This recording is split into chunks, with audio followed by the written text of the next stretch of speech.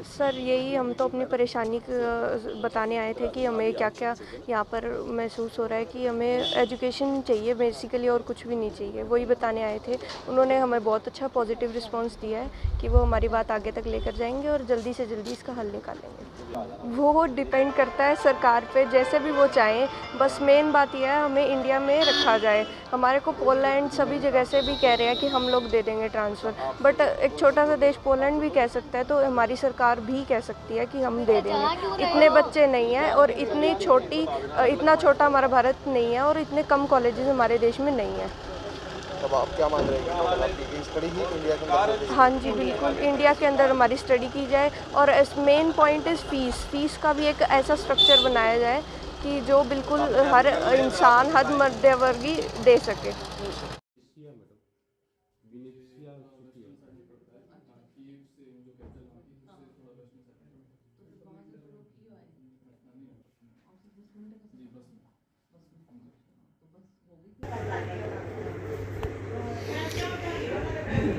Ukraine और रूस में अभी भी युद्ध चल रहा है और पिछले कई दिनों से यूक्रेन में फंसे हुए भारतीय स्टूडेंट के वतन वापसी आने का सिलसिला भी जारी है। सिरसा में भी करीब 1.5 दर्जन से ज़्यादा स्टूडेंट सिरसा वापसी कर चुके हैं, लेकिन इन स्टूडेंट्स की पढ़ाई युद्ध के चलते बाधित हो गई है। अपनी MBBS की पढ़ाई को सुचारू रूप से चलाने के लिए दर्जन से ज़्यादा स्टूडेंट आज सिरसा की सांसद सुनीता दुग्गल से उनके आवास पर मिले और उन्हें अपनी समस्या बताई। सिरसा की सांसद सुनीता दुग्गल ने भी इन स्टूडेंट्स को उनकी समस्या का जल्द समाधान करने का आश्वासन दिया है।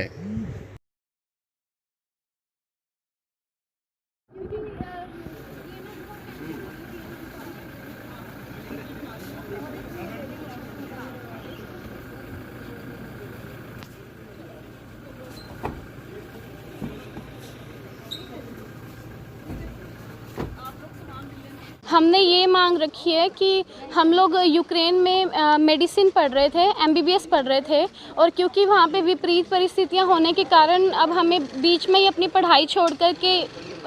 वापस अपने देश आना पड़ गया है। और मैं सरकार का भी धन्यवाद करना चाहती हूँ कि वो हमें विपरीत परिस्थितियों से वहाँ से निकाल के लाई है। और मेरी हाथ जोड़ के विनती है हमारे शिक्षा मंत्री जी से, हमारे स्वास्थ्य मंत्री श्री अनिल विज जी से, और हमारे प्रधानमंत्री श्री नरेंद्र मोदी से, और हमारी national medical council of India से मेरी विनती है कि हम अप्रॉक्सीमेटली 20 से 25 हज़ार स्टूडेंट्स हैं जो कि MBBS पढ़ रहे थे यूक्रेन में। और मैं विनती करती हूँ कि प्लीज़ हमारा जो आधी अधूरी छूटी हुई मेडिसिन की पढ़ाई है उससे प्लीज़ पूरा करवाया जाए, क्योंकि हम सभी अगर अपनी टीनेज, अपना यूथ मेडिसिन को समर्पित कर सकते हैं इसीलिए कि हम अपने देशवासियों को सर्व कर सकें, तो मैं विनती करती हूँ कि सरकार और बाकी के देशवासी इस विपरीत परिस्थिति में हमारे साथ खड़े हों, हमारे साथ आगे आएँ, और जो हमारी आधी अधूरी छूटी हुई पढ़ाई है उसे पूरा करवाने के लिए मैं रिक्वेस्ट कर रही हूँ। और हम सभी स्टूडेंट्स रिक्वेस्ट कर रहे हैं कि हमारे जो इंडिया के अंदर मेडिकल कॉलेजेस हैं उसमें सीट्स बढ़ा कर के हमें उसमें एडमिशन दिया जाए, और जो जिनकी MBBS कंप्लीट होने वाली थी उन्हें इंटर्नशिप करने के लिए अग्रसर किया जाए, उन्हें अलाउ किया जाए इंटर्नशिप करने के लिए। तो सिरसा से ऐसे कितने बच्चे हैं अगर मैं बात करूँ जिनकी पढ़ाई डिस्टर्ब हुई है?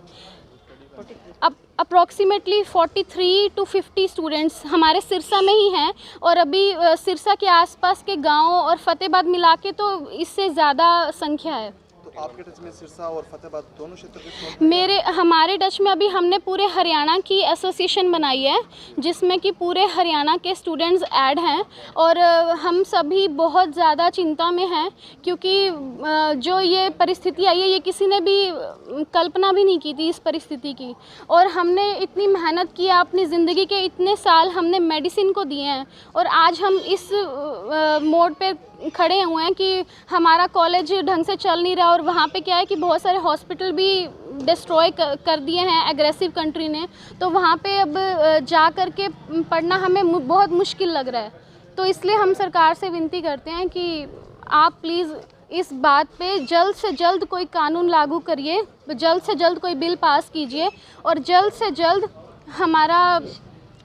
जल्द हमारे भविष्य को सिक्योर करिए।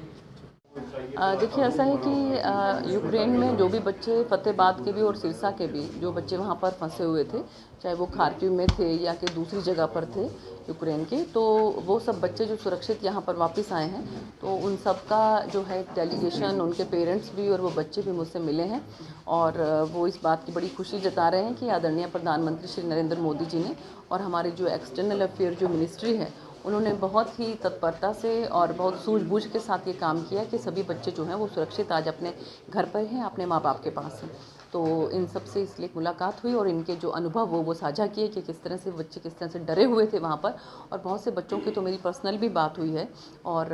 उसके बाद वो बच्चे सुरक्षित यहाँ पर वापस आए हैं। उन्होंने अपने अपने अनुभव साझा किए हैं और हमें बहुत खुशी है कि सरकार के प्रयासों से सब बच्चे सुरक्षित अपने घरों पर वापस आए। ये बात जो है वो माननीय प्रधानमंत्री जी और माननीय हमारे जो हेल्थ मिनिस्टर हैं मनसुख मांडविया जी, उनके समक्ष रखी गई है और उन्होंने आश्वासन दिलवाया है कि बच्चों के लिए कोई ना कोई एक पॉलिसी के तहत जो है